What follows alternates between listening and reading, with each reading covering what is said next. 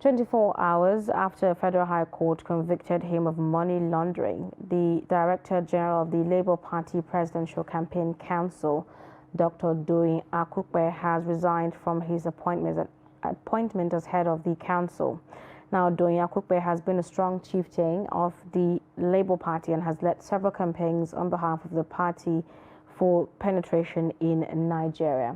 Dr. Okupe, in his letter to the presidential candidate of the Labour Party, Peter Obi, said he would not allow his travail to rub off on the electoral trajectory of the Peter Obi campaign for the 2023 election. Now, we have a member of the Labour Party media team, Ibrahim Omar, in the studio with us, and also Samaila Musa, Director of Strategic Communication, Coalition of Northern Groups. Good morning and welcome to Daybreak. Good morning. Good morning. Thank you for having me here. It's a pleasure to have you join us.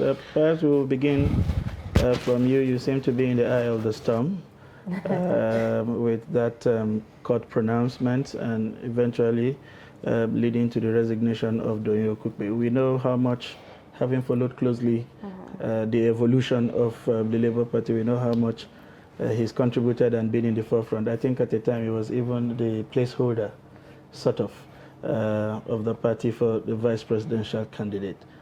How much of a blow do you think the event of the last 2 days has been to the party? So initially, you need to understand the nitty-gritty of the case. The accused Okupe of money laundering, and he was not found guilty of the money laundering. He was not found guilty of corruption. He was not found guilty of any charges. Even the judge was said he was it was an honest. What did she put? She said it was an honest. I forget the word she used, but he was just a victim of circumstance. If you look at what happened to him. But instead, ignorance of the law is not an excuse. Yes, and ignorance of the law is not an excuse. That's why he stepped down, because we are law-abiding political party, and we need to show an example. If you are going to compare the Labour Party with the other political parties, the PDP and the APC, take PDP for example, the principal of Atiku Abubakar came out, Olusegun Obasanjo, and make it clear that he is one of the most corrupt persons he ever made. And Bola Tinubu has a nickname, Bullion Van. He used Bullion Van to buy people. That's okay. Let's not trade blames. The point I still want you to address is a question. Yes. How much of a blow is this for you? You are already in the middle of a campaign. Right. He is the Director General of the Presidential Campaign Council of the Labour Party. Whether it is circumstantial or accidental or whatever name we choose to call it, he has resigned that position. That must have some impact on the party. And I am saying, how much of an impact is this to you as a party with regards to the effect on the smooth functioning of your campaign? It is a positive impact, because it's just like we show an example. As always, we lead and others follows. So when Okupe stepped down initially, there was people thought that he was accused of corruption. So they think since His Excellency Peter Obi has no stand on him, so maybe he is surrounded by corrupt people. But when the judgment came out, they realized that it was not corruption, and even the money laundering, he was not accused of it. And as I said earlier, he was just a victim of circumstance. Money was given to him by under the authority of the president and the approval of the president. He was the senior special assistant to the president on public affairs. So he just gave his own budget to the president, and the president approved. After approving the budget, he received the money from the security advisor from the president, and it is legal since the president has approved it. But the Money Laundering Act stated that there 10 million, I think, for 5 million for an individual and 10 million for a corporate body. So he violates unknowingly unknowing to him. And this shows you the incompetency of PDP as a party, because it happens during the PDP regime. So they can't even educate their own members at the time. You give. Okay, now let me just direct this at Samaila. I would like to hear your thoughts, about this whole scenario. What were your thoughts like when you heard of his resignations? What was your reaction like?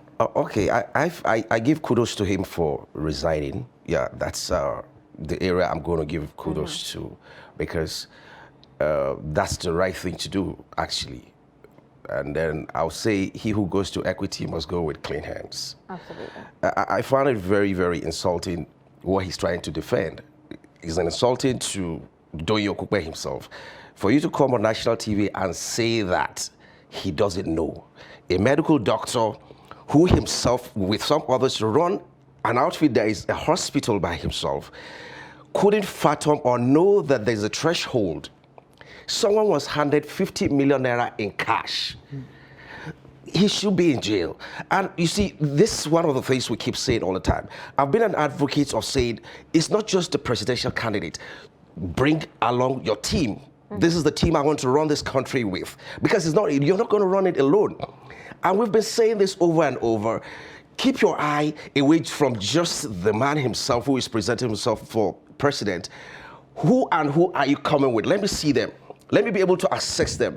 You say PDP, I do not see how the Labour Party presidential candidate or Doyin Okupe himself can distance, because it's insulting to the sensibility of Nigerians when these two guys come out to say, oh, PDP is this, PDP is that. I'm not a member of the PDP, but look, these are guys who are adults, have gray matter fully functional at the time they were going into the PDP.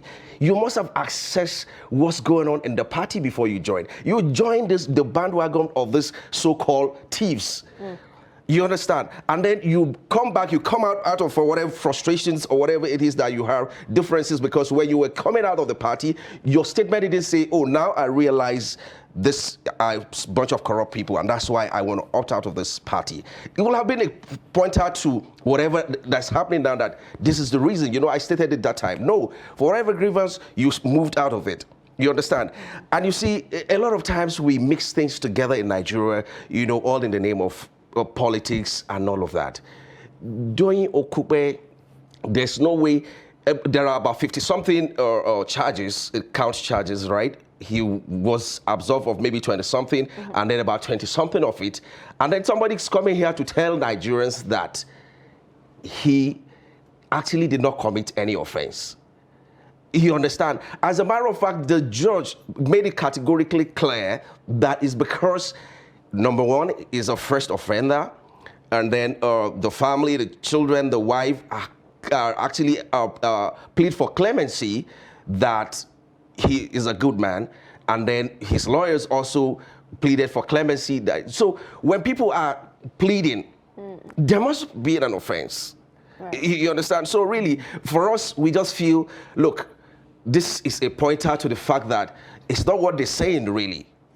You better be reading who I am rather than what I'm actually saying. The same people have told us that they are the saints dropped from heaven directly to come and rescue Nigeria. But just before we even go into the elections, we're already seeing the caliber of people, the stuff they're made of. Okay. It's good for people to say, oh, now I'm repented. But for somebody to collect 50 million naira in cash and claim that, I mean, that's an insult. So, Samaila, just to react to some of the things that Umar also said, before we come back to Umar, he does seem to be speaking in the same light as some of the party stalwarts. They've talked about the resignation being a positive projection on the party, which you admitted in your opening statement, and of course affording him the opportunity to pursue his case further at the appellate court, and all sorts. But what do you think this does to their electioneering mechanism? This was one man who was with the principal from pulling out of the party. He sort of basically structured whatever it is the Labour Party is today before it took on all other forms and became what it is. Do you see this as a major blow to the chances of the Labour Party? Of course, it is a major blow. You see, because if this had happened to any of the other two parties, honestly, this will have been the song everybody on social media will have been singing till election, because these are the perceived ones. I mean, Labour Party was only having Ondo State at a point, so you really can't assess them on that basis, you know. But this is very clear that, look, they're all the same thing. You see, it's like we're all maybe waiting. You don't know who is corrupt until given the opportunity. You understand? A lot of people in Nigeria would be like, oh, they are eating it alone. They are eating, what are they eating alone? Are you saying you also want to partake of it? Because now what we're saying is that people are actually saying, you see, the way APC is eating everything alone, at least during our own time in PDP, well, at least everybody was seeing something. These are warped mentalities, honestly. It's a major, major blow to the Labour Party. And the reason why I said it's a kudos is because, you see, they also realize that it's going to be a serious baggage if this guy doesn't resign this, because there's no how you go to campaign podiums and be saying words, for example. I'm sure words will fail him, because this will have been what he would have been trying to explain over and over at each campaign podium. So it's better for him to actually, because Nigerians will have just been sick and tired and be like, come on. Musa, just coming back to you, I mean, you've heard what Samaila said. Now that he has resigned, we just want to get a clearer picture of what this resignation means. Is it just resignation from his role in the public glare, but staying behind in the background and still pulling the strings, or resignation completely from the presidential campaign structure and facing his case until he's proven innocent, maybe, if he decides to file for an appeal? What exactly does this resignation represent for Doyin Okupe and the Labour Party?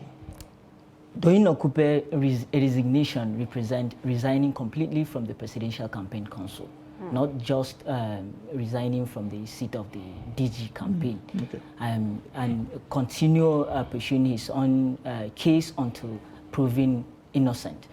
But he is going to support the campaign, notwithstanding, because he is part of the campaign, and this movement of obedience is driven by a zeal for Nigeria to succeed. And anybody that is willing for Nigeria to succeed would stand and support the movement directly or indirectly. So he is supporting the movement indirectly or indirectly, but not in the Presidential Campaign Council. You know, a lot of people still think that his resignation still rubs off on the integrity of the Labour Party, but you are saying contrary to that assertion. Don't you think this has, you know, an effect on the integrity of the Labour Party? I'm not saying it like that, and most Nigerians are not seeing it like that. Apparently, we have shown to Nigerians that we are the people of our words. What we say, we stick to what we said. Like in the manifesto of His Excellency Peter Obi, the third priority, if I will remember, the third priority among the 7 priorities is restructuring Nigeria, restructuring policy making to ensure, to entrench rule of law. Anything regarding rule of law, His Excellency Peter Obi has zero tolerance, especially for corruption. And what I'm going to say here is the worst of Labour Party is still the best of PDP and APC combined. Okay. So what next after his resignation?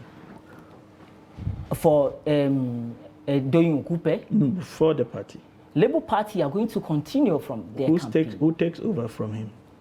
So it depends on who after the meeting, because right now the Labour Party train is in Rivers State. DG-less. Yes. So after the Rivers campaign, there will be a meeting, the legal team and the people involved would select another person that is going to hold the position. I'm saying this because I would have thought, like you talked about structures, you talked about systems, and I would have thought that even while Okupe was there, he would have somebody who basically deputizes him, and in the events that he's unavoidably absent. I mean, this, don't you think it's been a long time since this incident came to the shore for a replacement to have been announced? Now you are going into a major state without the DG. Is that not a negative? he's been deputized by a lot of people, but like now when I say someone take over the seat, I mean officially. And we have stages we follow before saying anything official. So you have to wait for the official announcement. I think by tomorrow, possibly, the next the DG will be announced officially. The next DG. Samaila, coming back to you, you alluded to the fact that his pulling out was good. Yeah. But what lessons are there now for even the other party? Because in his statement, he sort of made some wide allegations about how there are people in the other campaign council, their competitors or other frontrunners in the election, who have had all kinds of, even though I don't agree with the analogy about Atiku, because it was a statement from his principal, but the principal is not a court of law. Is it right for them to have made those kind of comparisons? Here, it is a court of law making a pronouncement and can be relied upon. On the other case, I mean, your principal may just not like your face and come up with all kind of spurious allegations. It is left to be proved by a competent court of court. Was it right for them to have made for us to be seeing some of the kind of comparisons we have seen with regards to other political parties? Yeah, you see, beyond even the comparison, I think one of the things that Labour has displayed here is that the campaign itself lacks tact. It lacks tact in the sense that there's no strategy. What Labour Party has been doing is just throwing tantrums all around the place. I can't really actually hold it up to say, look, you know your DG is having this case. The strategy team cannot come together and put the cards on the table and say, oh, you see, we know where this case is going to end. What's our next strategy? If, for instance, you're found guilty, what do we do? Who's taking over from you? Are you going to resign? These are part of what is called strategy. And this is what people display during campaign that we actually overlook until they get to power, and 8 months, there's no minister in place. Because it's really shows the level of unpreparedness. If your DG is resigning, you are not aware. You should have been aware. You see, leadership is about a step ahead all the time. You should have strategized to say, oh, look, there's a possibility that the judge is going to find you guilty in so-so and so-so, maybe in conjunction with your legal team to say, this is what is likely. If I understand you, without cutting your thoughts, yes. If I understand you, what you mean by strategy should also include, if you are being appointed to these positions, you must state, for instance, as an individual, what personal baggages you are carrying that could be a liability, because that's integrity. I am saying this because we know of the opposing parties where a number of them who are serving in critical position are also before the courts. Yeah, exactly the point. So if you as a Labour Party say you are different from these two other guys, show it to me. Don't just say it. You understand? We've passed the era, Nigerians have passed the era of all this people just vituperating all manner of things all the time. Display it. It's not about what you're saying. These other guys you're accusing, they've been saying the same thing all the time. So you say you're different from them. This is a new movement. This is what you do. You are the saints. You're this, you're that. Display it. Let it be known that, oh, okay, for the first time ever, we've seen a party or a presidential candidate or your campaign team that's actually living up to the bidding. Not because you're as guilty as those people you're accusing of. So that's plainly the point, because you are no different. So what is before Nigerians is to know that, look, nobody is actually a saint among all these guys. They are all rogues. They are all thieves. Call them any name you want to call them. They are all the same. We have not gotten the people who are actually ready to bring this transformation we're talking about. Everybody comes with different slogans and all of that, deceive Nigerians. Because look, like I mentioned before, this is just a litmus test that displays whether these people are actually prepared. If your DG is actually having this kind of baggage, I'm sure the strategy team should be aware.